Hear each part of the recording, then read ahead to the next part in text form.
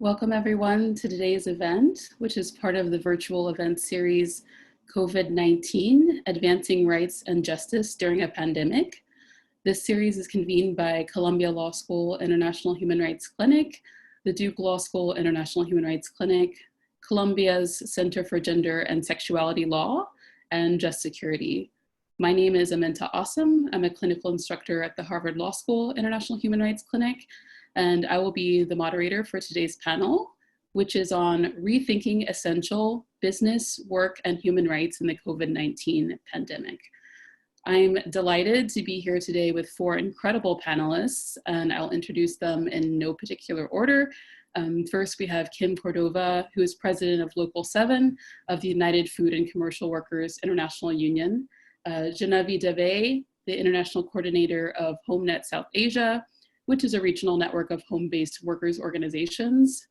Anita Ramasastry, Vice Chair of the UN Working Group on Business and Human Rights. Anita is also Professor and Director of the Sustainable International Development Program at the University of Washington School of Law. And last but certainly not least, we have Alison Kiehl Friedman, who is Executive Director of the International Corporate Accountability Roundtable. Thanks to all of the panelists for sharing your time and insights today, and I'm really looking forward to the discussion that we'll have together. Today's format will be a moderated discussion, so I will kick things off by asking a few questions of my own, and then we'll turn to questions from those who are following along with us virtually.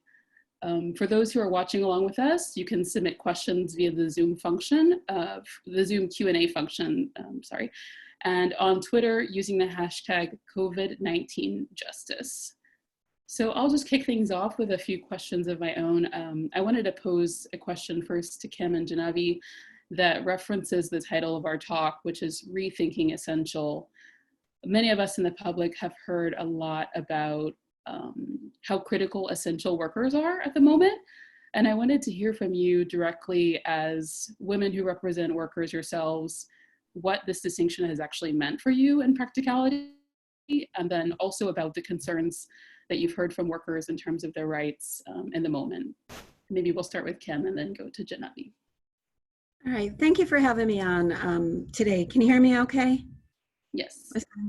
I represent workers in the healthcare sector, also food processing, packing house workers, and retail grocery workers.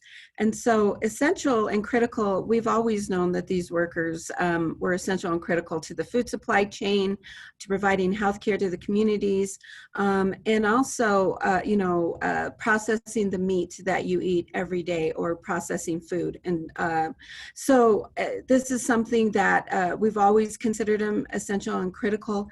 I think now that we've had this pandemic, our country sees how essential they are.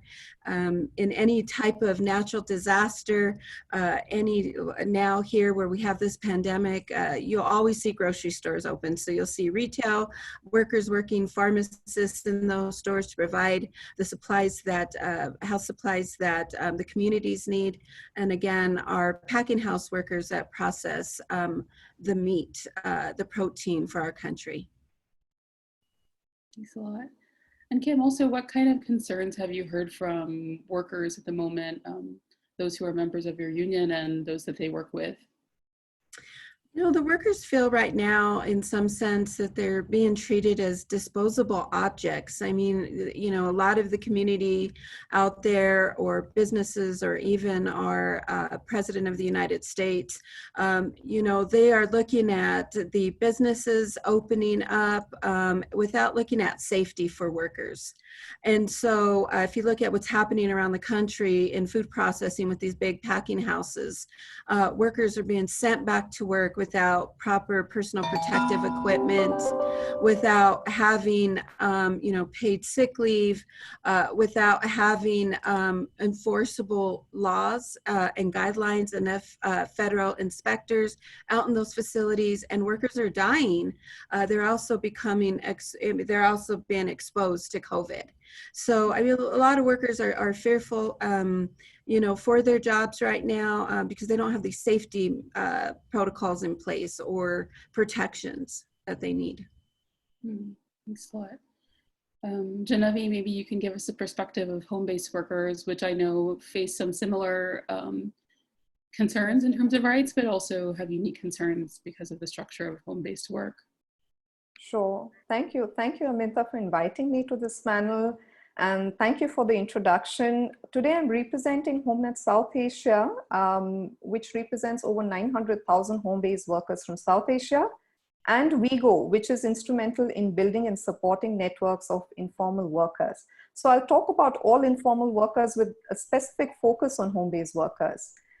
So just to answer to your question, when we say essential workers, we also have to remember that we're not only talking about doctors and nurses who are absolutely important at this point of time, but also the gig workers like the delivery workers and the informal workers, like the street vendors who sell food and ensure that large low-income population have access to food during this time of crisis. In South Africa and in many countries in Asia like India and Thailand, street vendors selling vegetables, fruits, milk, etc. are essential workers. The second category of workers or essential workers, however, not quite recognized, are the waste pickers. In many countries of South Asia, like India, we have waste pickers who provide door-to-door service of waste collection and segregation, which is done manually. In Bangladesh, the garment factory workers have been declared essential workers as government-feared competition. So in Vietnam, the factories have opened up, creating pressure on Bangladesh to also open up their factories and declare garment factory workers also as essential workers. So my point is that when we say essential workers, these are not only formal workers, but also the informal economy workers who are not recognized or provided due credit for the work done during this time of crisis. There are many concerns that are coming up for informal economy workers right now. First and foremost is the issue around occupational safety and health. While street vendors and waste pickers are out and working, there are no PPE equipments provided to them. You know, they have to procure masks on their own, which had been extremely difficult, at least in the first month of the lockdown that happened. Second is the risk of working and getting infected is completely borne by the informal workers, and there is lack of social protection for them. The government guidelines also, were not very clear on essential workers and the documentation required to step outside and work. While in India, a lot of people came out and sang songs in appreciation of doctors and nurses, there was police atrocity faced by street vendors and waste pickers. On the other hand, very important concern faced by these workers is who are not considered essential, but they also need to earn an income at this point of time. Like for instance, the home-based workers. Many home-based workers are currently making masks for the frontline workers. But there is a finite number of masks that one can make. So we have a membership of over 900,000 home-based workers, and only 9,000, maybe even less than 9,000 home-based workers are making masks at this point of time. So just to say that people need work, especially in these uncertain times, even if they're essential workers or non-essential workers. And lastly, in our part of the world in Asia, there's been a huge migration from urban areas to the rural areas, especially in India, Nepal, and Bangladesh. And there is a need to provide work in rural areas. Thank you very much. And this really paints the picture of what we're dealing with and what the concerns are, which I think is a good grounding before we discuss, what policy prescriptions should be given to governments and businesses going forward. Just to follow up on what Kim and Janhavi have said, I'm curious to ask you what you make of the public discourse around workers at the moment.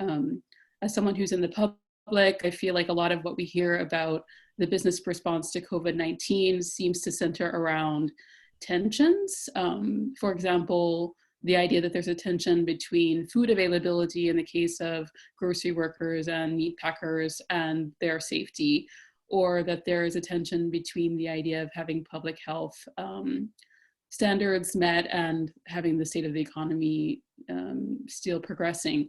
What is your take on this discourse? I'm wondering, Janhavi, maybe we can start with you and then go to Kim. Sure. I mean, it is a very important point. Just in much of the world, the economy is informal economy. The recent ILO statistics says that 61% of the workforce globally is informal. In parts of Asia and Africa, the figure is almost 90%. And most of these informal workers live with low and irregular income with poor savings. So today they're facing key tensions like need for income versus the health risk that they face. So there are many quotes, that you'll find from informal workers who said that if not from COVID-19, they may die of hunger. If I talk about home-based workers in particular, they work from home due to many reasons.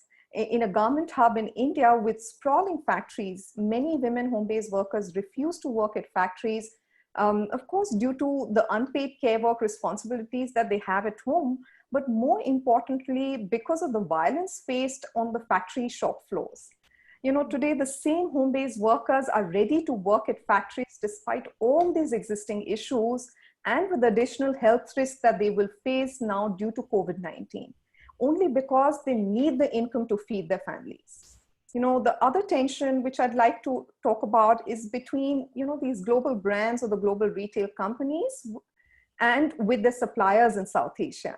So the global brands outsource production to suppliers in South Asia to meet this, growing demand of fast fashion and to reduce the production costs.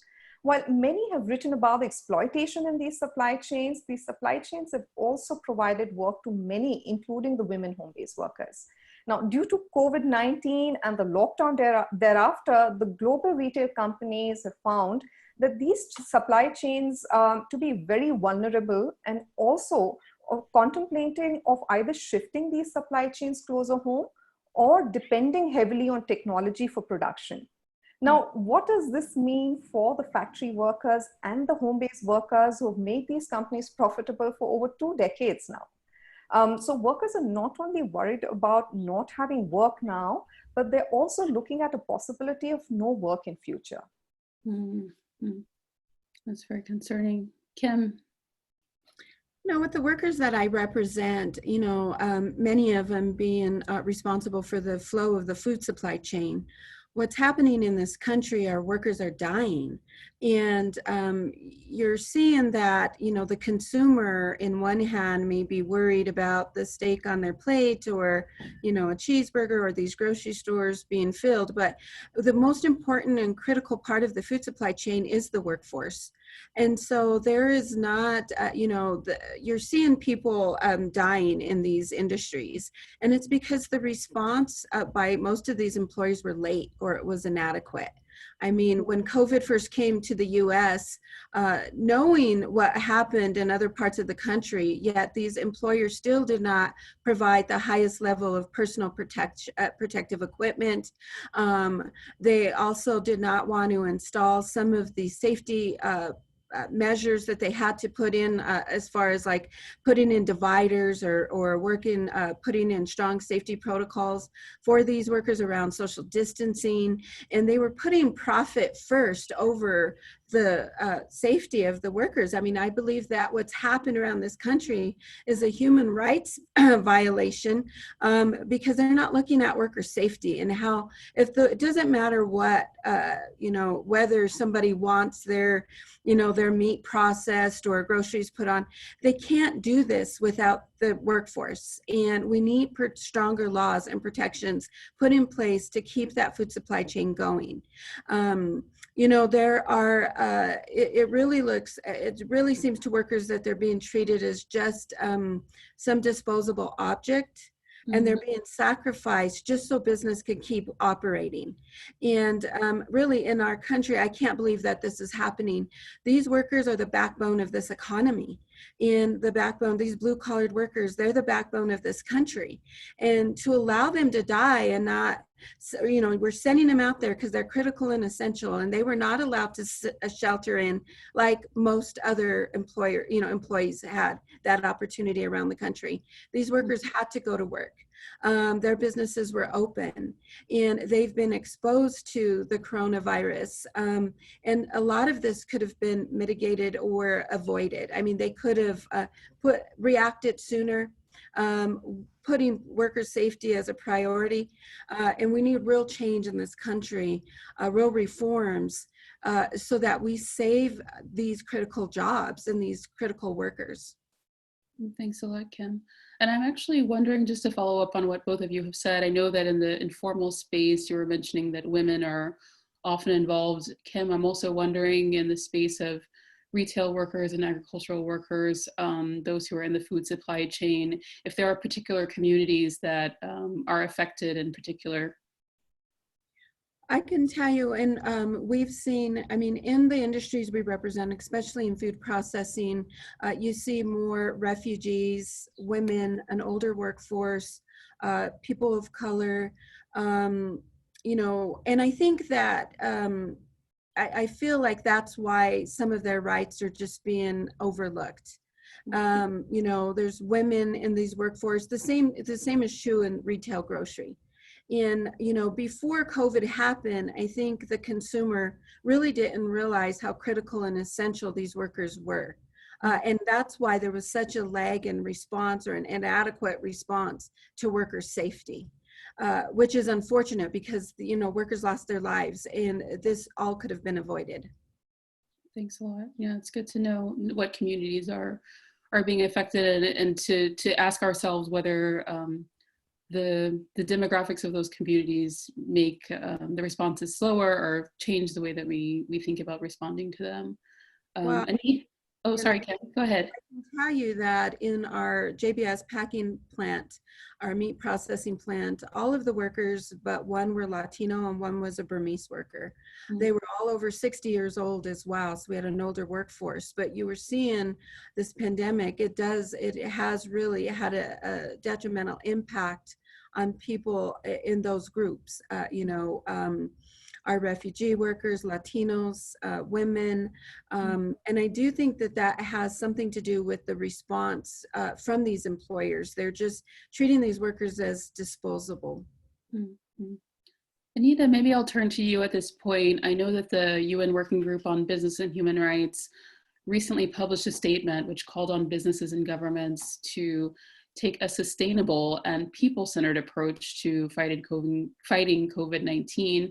The goal of the statement was to reiterate the applicability of the UN guiding principles on business and human rights. I'm wondering from you, what should the approach be that is sustainable and people-centered in this current context? Thanks so much, Aminta. And I think that what you've heard from Janhavi and Kim really highlight what I'm going to say and sort of reiterate, which is, you know, the UN Guiding Principles of Business and Human Rights may seem like an abstract document that's really meant to promote business respect for human rights in all of their activities. And what we're seeing now is really, if we can't do it now, when can we do it? So Kim and Janhavi have painted this really stark picture of people going out on the word essential is important, but the word frontline too. These are the people who are out there risking their lives daily to deal and provide the services and the goods that we all need. So given that, the UN Guiding Principles ask business to basically engage in what we call human rights due diligence, but basically to think ahead and to think about the people that are working for them, right, at many levels of the supply chain and services, and to identify what harms may come to them from business activity, but then to prevent those harms, and if the harms are going to occur, to engage in what Kim talked about, mitigation, right, and then remedy, right? So all of those things are about really thinking ahead. The Guiding Principles is a document that focuses on prevention of harm, not cleaning up the mess and the deaths after they happen. So what we've talked about, and Janhavi and Kim have given you examples from, you know, across the globe, right, is the idea that if we think about, I'm going to take meat processing and packing. As Kim mentioned, right, companies could foresee and know that engaging in providing protective equipment, spacing, right, all kinds of protections for these vulnerable workers would have been something that would have prevented what's happening now in terms of outbreaks and deaths, et cetera. So what the guiding principles say to companies is, it's not enough to wait to be told by some law or regulation that you have to do something, right? Sometimes governments act too slowly. It takes a long time for mandates to come down in terms of regulations.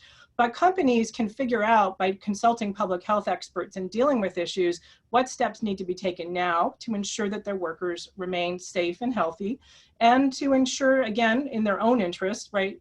We hope that they're focusing on their workers first, but in their own self-interest, right, perpetuating their ability to do business, right? And so it's that kind of thing that the guiding principles focus on, right? The idea that you as a business don't wait for government to tell you.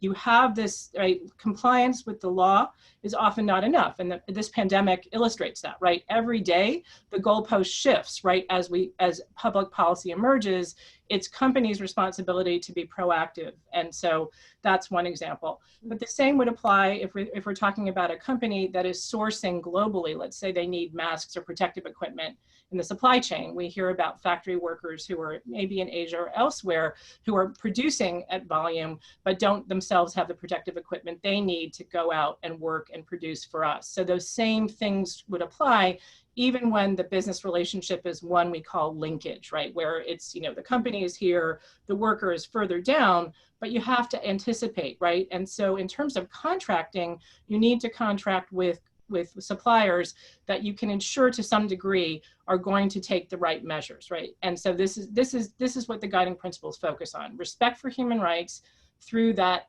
proactive due diligence. And so here we really see it. And that's, I think, the working group's key message. But that leads me back, and I'll say just two other things before we turn to Allison, and hearing a lot about civil society's, right, perspective on this, is that we also want government to act, right? So we're saying business, you need to respect and be proactive, but we also need government to mandate these processes. So not just about, you know, what is social distancing now, but that what we need, and the EU is now moving in this direction, something called mandatory human rights due diligence, right? We need governments to require businesses to be proactive, right? So that legislating requirements that businesses actually look and identify those impacts that are going to happen to their workers or other people who are linked to their business activity. So there's certainly a role for business. There's an essential role for companies here that's vital to all of our survival. And the last point is thinking much more long-term. You know, we're talking right now, a lot of our discussion has been about sort of the risks to health and safety on a daily basis for workers, but there's also just an issue of more systemic, right? So as Janhavi mentioned, as we look at issues of what's going to happen next, right, as we move into recovery and business models change, we would ask companies to engage in that same long-term thinking. Before they cancel a contract with a factory in Bangladesh, before they lay off workers, right, actually thinking through what the impacts of their business decisions are, not only to their bottom line, but to the long-term welfare of the people who have served them so much for so many years, right? So the idea of human rights due diligence is not a one-time short-term thing. It's about a long-term, as you mentioned the word, sustainable and resilient process, right? But I think the larger issue that this crisis has illustrated is it's in everybody's interest for that to be the case, right? That we want a healthy business ecosystem. So with that, I'll look forward to answering questions, but and really thank everyone else for their wonderful comments today. Thank you very much, Anita. I mean, this is very clarifying that it's not only about mitigation, although the guiding principles touch on that, but also about prevention, and that's a huge part of protecting the rights of workers, but also protecting all of our rights, including us as consumers, and the sustainability of business. I don't know if anyone else wanted to jump in on that question of your own vision of what is people-centered or sustainable. I can go to the next question that I actually had, which is, this is Anita's points were a good lead in to this question that I have for Allison and others. I know that before this crisis, there was already a movement pushing for greater accountability for corporations and a better balance between the interests of businesses and the wider public. I'm wondering now, because we have an opportunity to talk about not only mitigation, but also prevention, like Anita mentioned, what changes you would like to see from the perspective of ICAR and from your own perspective as an advocate at the moment to ensure that rights are protected in the current context, and also what should be done in the future to prevent the kinds of breakdowns that Kim and Janhavi have mentioned.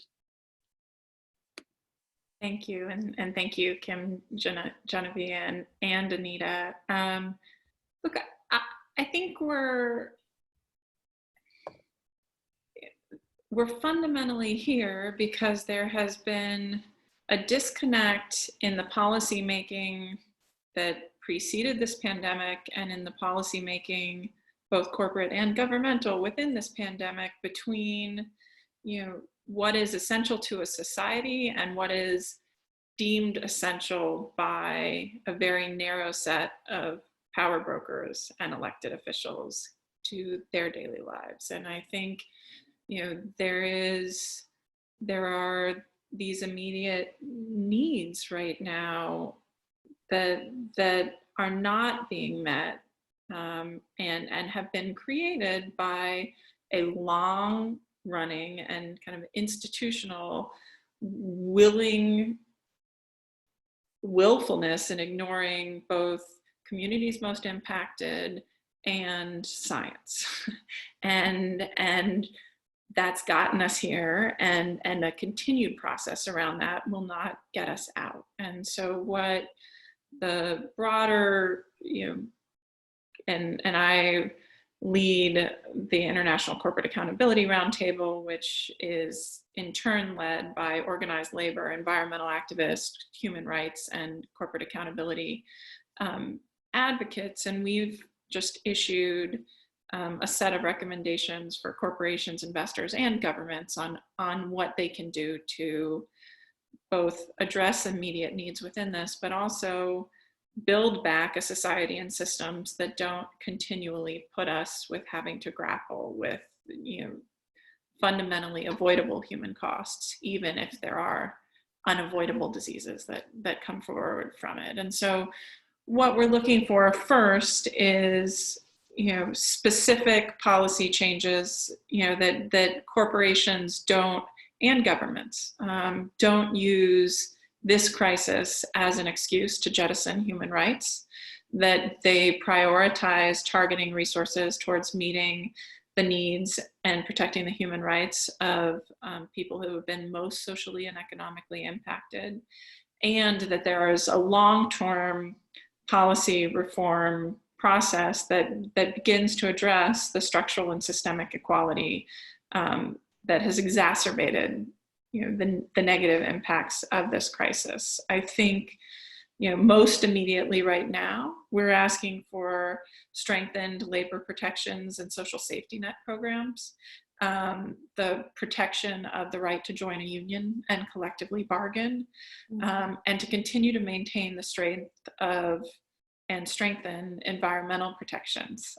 We recently saw the government of Alberta, for example, offer billion-dollar subsidies to energy companies while laying off teachers in the middle of a crisis. And I think that gets to a broader root cause of the exacerbation of these inequalities, which is that corporations have been very nimble in ensuring that policymakers are responsive to their wants. And we have been far less nimble in ensuring that the needs of broader society are addressed. And so, we need to continue to be vigilant around government bailouts and stimulus processes to make sure that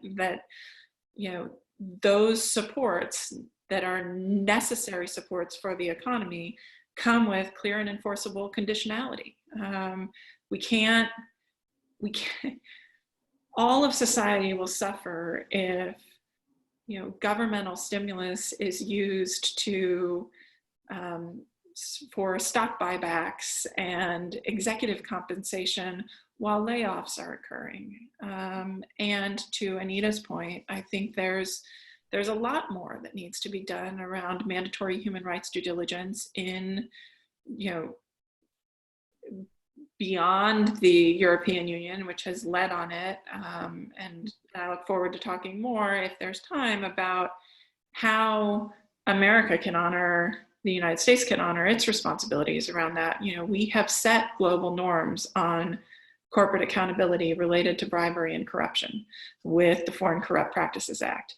We could do the same for grave human rights abuses, and I think there's an incredible opportunity right now, with all we've learned through this process, and with all of the vulnerability that will not only be there, but increase in the economic build back after the crisis, to ensure that we are not incentivizing forced labor and human rights abuses in our supply chain and the pressure to get back. I think, you know, what Kim spoke to earlier when you asked about kind of this tension between workers and food provision, we know that good policy treats those demands as linked rather than ranked, right? We cannot, you know, solve for the economy at the expense of public health. We can't solve for consumer demands at the expense of the people who meet them. The last thing I'll say on this is, I think there is, you know, this our understanding of the policies that would responsibly respond to not only society's needs, but growth and opportunity and public support for them are actually much closer together than our understanding of the policies that are needed and our belief that we can get them done. And I think that speaks to an ongoing need to really address how much corporations have captured public policy making at the expense of the public interest, and the concrete reforms that are needed to make sure that policymakers, you know, can act in service of their mandate. Thanks a lot, Allison. It's really interesting to hear you talk about the linkages between these two issues, that they're not really in contest, but they're really actually linked to each other, which I think builds on what other panelists have said. Maybe I'll just jump in now with a question from the audience, which kind of touches to that point. One thing you mentioned, you said you don't want to see this crisis be an excuse for jettisoning human rights of workers and the wider public. One of the participants has asked a question about governments relaxing labor standards, including occupational health and safety standards, and wanted to know the opinion of panelists about this. I'm wondering myself if this is something that you've seen in your own work, and then what's your response to this move by governments? Kim, I see you nodding your head. I don't know if you want to comment on that. I do. I can give you a strong example of what happened because we don't have enforceable laws.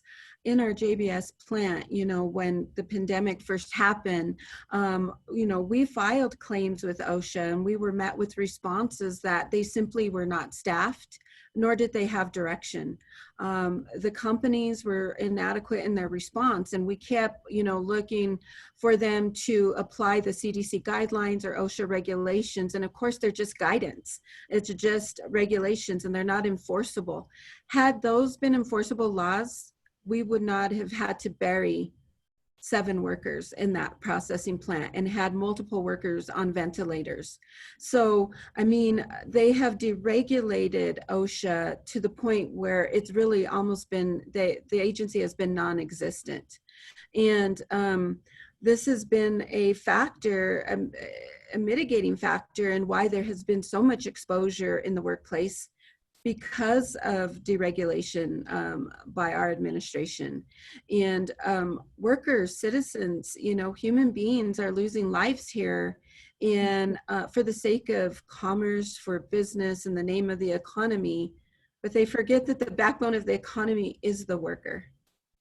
You know, and so absolutely there needs to be some reform. We need to not deregulate, but strengthen safety laws and have enforcement mechanisms, not protecting the companies from liability, but holding them accountable.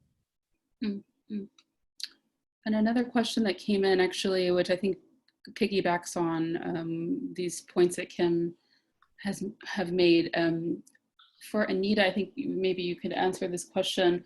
One of the participants asked, what what does the UN guiding principles say about consulting workers and actually taking their perspectives into account? This person expressed a concern that occupational safety and health considerations aren't included in the UN guiding principles. Well, a couple of things. I'll take that last piece first. The UN Guiding Principles are just a framework document, and they call upon states and business or governments and business to deal with human rights protection through core international human rights treaties and obligations. So the ILO core labor standards, for example, are a key part of that. So occupational health and safety is certainly part of that larger set of criteria or requirements that we would expect companies and governments to look to, right? So just to say occupational health and safety from our perspective is part of that. But in terms of the more important question, right, of course, yes, the guiding principles talk very much about engagement with stakeholders and rights holders, right? That at the end of the day, consultation and understanding of what needs to be done comes in, you have to talk to the people who are impacted. So in this case, as we're talking about workers, it's workers. I think the big challenge, and Kim has mentioned this, right, is that both for businesses and for governments, we're hearing a lot of we're understaffed, we're under-resourced, we can't do this right now, right? And our response to that is there should not be a protection gap, right? That at the moment, if you have to figure out different ways to do the same thing. If an inspection can't take place of a particular factory, then you need to go talk to the workers, right? You need to do a virtual inspection. I don't have those answers, right? Kim and others are going to be in a better place to say, or Janhavi, here's what you need to do instead, but we need to devise ways of making sure we understand what's happening on the ground. This is true of factory inspections as well in supply chains, right? All of that we have to figure out. And the second is, it's again, as we talk about, this is not about trade-offs, right? If it takes time to figure out how a worker can work safely, then it is imperative to take that time, right? It's not about back to work first, and then we'll figure it out along the way because of the facts that Janhavi and Kim keep mentioning, right? It's really good today that we're hearing about very specific impacts to those people.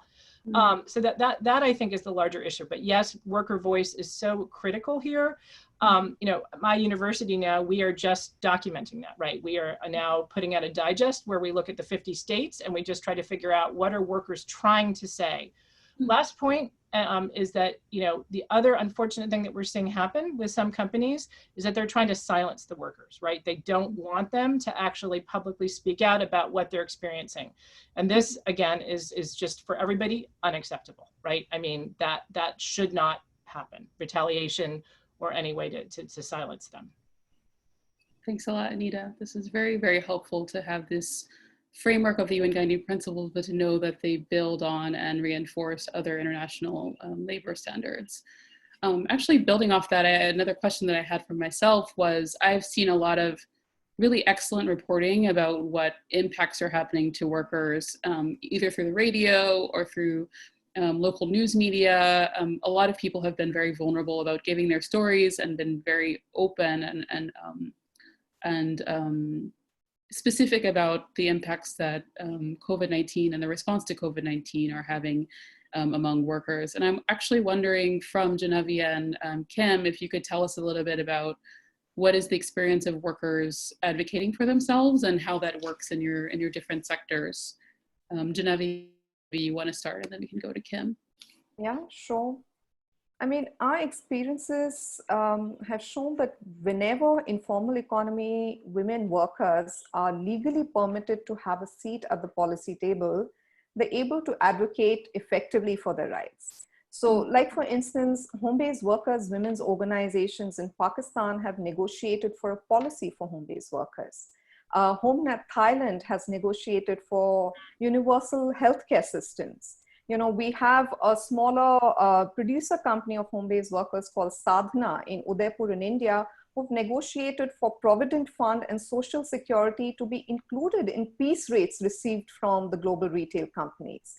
And also during this time of crisis due to COVID-19, we've witnessed that it is these informal economy women leaders who've taken responsibility in demanding for better support programs, linking workers to the government assistance programs and get access to work.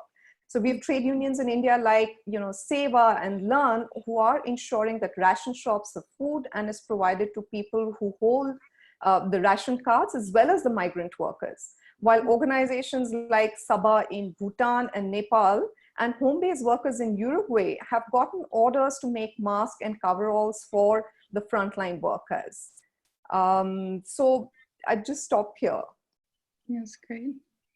And Kim, do you also feel like having workers at the table changes what you see in terms of the policies that governments and businesses take, and what has been your experience in that regard? Absolutely. I think workers that have union representation have a voice and have really had an impact and made differences in around safety and communicating to the public and the world about what's really going on in these industries. For those workers that do not have representation, you've seen them be terminated, their voice has been stifled or silenced.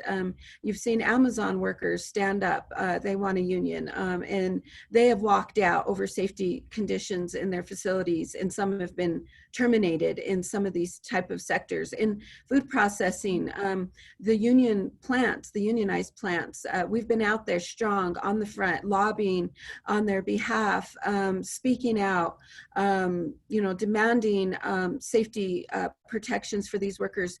It's the non-represented worker that has been silenced, and really because of the they have made it, our government has made it harder for workers to unionize and to have the right to collectively bargain and to have a voice. So we need to have real reform around labor and labor laws in this country. But those that have representation, we have been out there in the front, representing the front line and advocating for the protections that they need. And so they do have a voice. Thanks a lot. Sorry, Aminta, I'd just like to add maybe a little bit here is that, during this time of crisis, we go along with the networks of informal workers like the StreetNet International, International Domestic Workers Federation, Global Alliance of Waste Pickers, and Homenet International as a platform have come up with a joint statement. And our first demand is nothing for us without us. So to include us in the decision-making processes.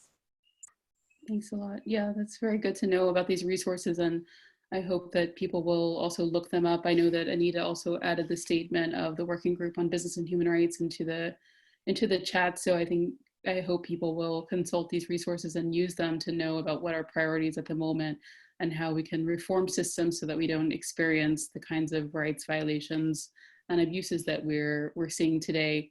Another question that came up, and I think I'll just post this to the whole group, was what can we do as consumers and the general public to push businesses and policymakers to make the reforms that are necessary to protect workers and to have more sustainable and people-centered supply chains. One of the questions that this participant asked was whether boycotts are the right idea, because she's thinking of, if there are companies that seem resistant to protecting workers, that maybe that would have been one impulse, but there is a concern that maybe that will decrease the demand for workers and actually harm communities more.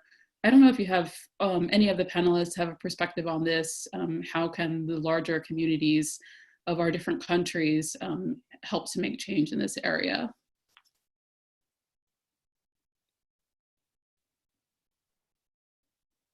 Janhavi? I mean, I can just give a perspective. Okay, it just seems that I haven't lowered my hand, so that's the reason I have to answer. But nevertheless, the thing is, with this crisis, we're also seeing that a lot of countries are talking about protectionism, right? And going national with your own products. And that's also something which is going to, say, boycott certain products and buy only national products. In some ways, it could be useful for home-based workers, or especially artisans, right? If that is being promoted. But I feel that it's about consciousness of consumers. It's not to say, let's boycott this product. It's about, what are you buying? Who's making the product? Go behind the story. Don't just consume you know, I mean, there is environmental impact on it. So you can't just go consuming a lot. Like the fast fashion, it's not useful for anybody but a global brand. So instead of boycotting, I think the other way to look at it is let's promote certain products which are more ethical. Any other perspective on this? I don't know, Allison, if you wanted to say something there. I would just add in, I mean, I would take my cues from the workers, right? I mean, when the Amazon workers and Instacart workers and others are saying, please don't buy, I think you have to heed that. I think it is also true, to Janhavi's point, that there may be some times where, you know, a boycott, and we've certainly seen this, you know, in among forced labor issues, where, you know, urging companies to pull out of particular areas where there are human rights abuses rather than staying and investing in remedy and ensuring that those workers are made whole, it is not a helpful engagement. And so I think to the fundamental value statement of nothing about them without them, the guidance here really needs to be worker-led. I do also think, you know, to your original question, consumers have power in their individual purchasing, and they also have power in an election year, you know, and as media consumers. And too often, I think the coverage of COVID response has highlighted worker stories as kind of personal interest stories around unavoidable harms, and then this, again, false dichotomy between the economy and a public health response. And the reality is, here, you know, cruel policy is also stupid policy, and that if we continue to hold our elected officials accountable for policies, as we've seen in the United States recently, that just exempted, you know, stimulus regulation, the stimulus support for companies around paid sick leave exempted companies under 50 workers and over 500 workers. That isn't thoughtful policy making. That's policy making, you know, written entirely by corporations absent the public interest. And we need long-term reforms and short-term transparency and advocacy about where this money is going and what governments are, and where our governments are shirking their own responsibility to protect the public interest. Thanks very much. That's a very comprehensive picture of different ways that consumers and the wider public can input into the system and put pressure on certain pressure points to try to push for this reform. And Aminta, I'll just mention really quickly, just to say that in addition to, you know, as people were saying, choose companies that behave ethically and responsibly, and especially during this time. But the other is to just also reach out to companies. I think people may be more used to reaching out to government representatives, but there are stakeholder and community and sustainability relations officers in every company. Email them and let them know that you are concerned about what they're doing now, and asking them what are they going to do in the future, because that's going to be equally important to how they respond, is to hear from ultimate consumers. That's a very good suggestion. Thanks a lot, Anita. Maybe before we close, we have about 10 minutes. I want to ask a very provocative question for closing, which is one that I also ask often to my students and they ask me, which is whether the international human rights law instruments we have now, whether you think they're enough, what more would you want, or how do you see human rights law evolving in this area? Maybe I'll start with Anita, and then anyone else who wants to jump in, feel free. I'll be quick. I mean, the UN guiding principles are not a binding document, right? They remind governments of their fundamental obligation to protect human rights. And so we say that again, and I think Allison mentioned with the ICAR statement, right? There's a lot of recommendations at governments as to how to do things better now. But the fact that we're talking about business and its own responsibility with respect to human rights is key. but we have so far to go. So for me, it is this area of due diligence, right? Looking at requirements that become legislated around two things. One is requiring businesses, to look and find the impacts that their activity is going to have and to mitigate and remediate those. But the other is, as Allison mentioned, and the working group mentions this, right? When we talk about procurement, right? So when government is a buyer, when government provides subsidies or bailouts, right? That's a chance to provide support to companies that behave responsibly, right? And that is for us really key. Is you look for respect for human rights, and it's those companies that should be supported with taxpayer dollars. Thanks a lot. Very, very useful information.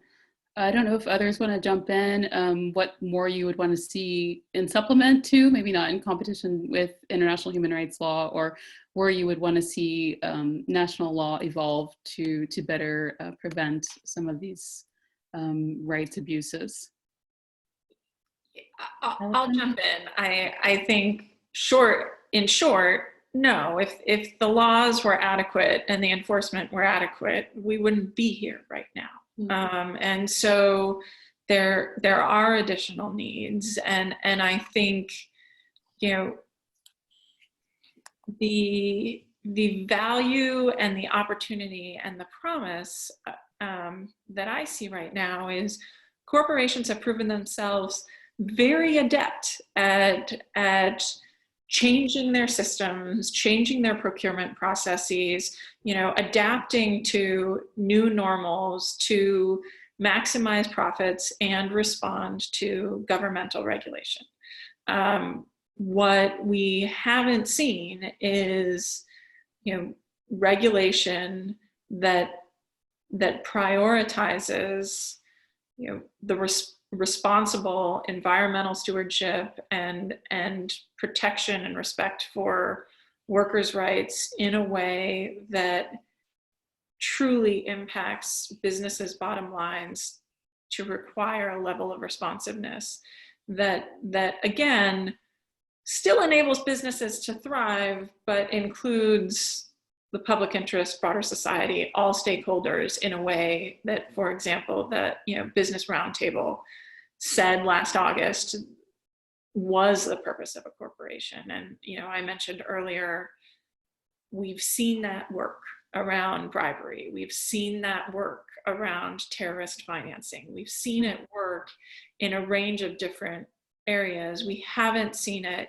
universally applied to change the norms for how businesses engage in a global economy and protecting workers' rights. And I think there's a need and an opportunity right now to build back better. Thanks so much, Allison. Janhavi, please go ahead. Yeah, I mean, we do have the UN guiding principles on business and human rights. They're good and established that labor rights are human rights. The OECD guidelines have a section on home-based workers, so we're not complaining there either. I mean, we don't need new instruments, but they do not impose, like Anita said, any binding legal obligation on states or corporations. What I would like to see is some teeth to this instrument. That's something that we'd like to see. Definitely. And Kim, maybe what you would want to see in terms of what's happening at the national level and what's happening on the ground, anything that you think could help in terms of reform from the law? Absolutely. I think that we need to strengthen our labor laws in this country so that workers are protected. We've seen these laws just get they're just stripped. It's harder for workers to organize and have a voice here. And really also we need to make sure that these companies, their response to workers that stand up, and a lot of times they want to escalate automation. And that's really concerning to workers. So sometimes they feel like they can't say anything because a company will automate their job. But where are all these human beings going to work in this country? You can't keep the economy going if you don't have good jobs. And so we need to keep that conversation going. We need to have stronger safety rules. rules and enforceable laws. We need to have oversight, inspectors out in these facilities watching them. We need to have paid sick leave for workers so that we stop a work while sick culture in this country. Paid family leave so that workers don't have to make a decision whether to go to work and leave their family member dying at home or sick at home. Need teachers to be paid the way that they should. They're taking care of our kids that are growing up, and they're helping us raise our families. Our teachers are so important to us. So we really need to put focus back on our workforce, the backbone of this country and the backbone of this economy. And we cannot go forward without putting those protections in place. Thanks a lot. I think that what I pull out of many of these conversations and what you've just said now is the word interconnection, that maybe there is not a tension, but there's an interconnection between many of these concepts and many of the things that we want. I mean, we want our economies to do well, we want public health and safety, but these two things are intimately linked. I want to do a rapid round before we close, and each person to say if there is one word that stuck out to you from the conversation now that you want to be the takeaway.